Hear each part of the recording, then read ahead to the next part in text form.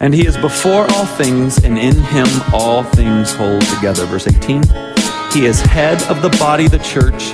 He is the beginning, the firstborn from the dead, that in everything he might be preeminent. Top, nothing above him, nothing else to gain, nothing else to get. The goal, the end, what it's all about is Jesus.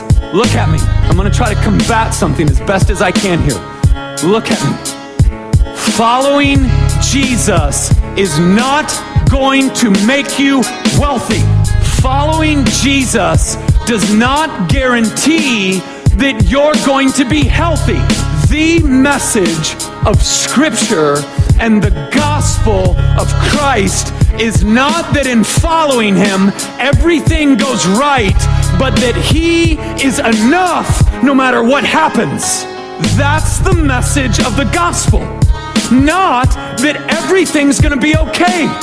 And it's maddening to me that the prosperity gospel is so unbelievably popular among people who then have to completely disregard Scripture as well as Christian history. Every apostle in the Bible dies bad. I mean bad. They don't like stumble in the street and get run over by a car. They get beheaded. They get crucified upside down. They get boiled in oil. They die poor. And they're slaughtered. Spurgeon, the prince of preachers, struggles with depression his whole life and then dies. Christianity has been built and has carried through the generations on the blood of men, not on the wealth. This is an absurd idea that would make Christ not preeminent, but what he could give you. That is not Christianity. That is something entirely different. And it's heresy that would have got you burned alive 200 years ago. It was a ridiculous notion.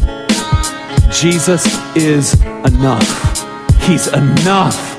He's enough. We pursue healing. Maybe we get it, maybe we don't. He's enough if we don't.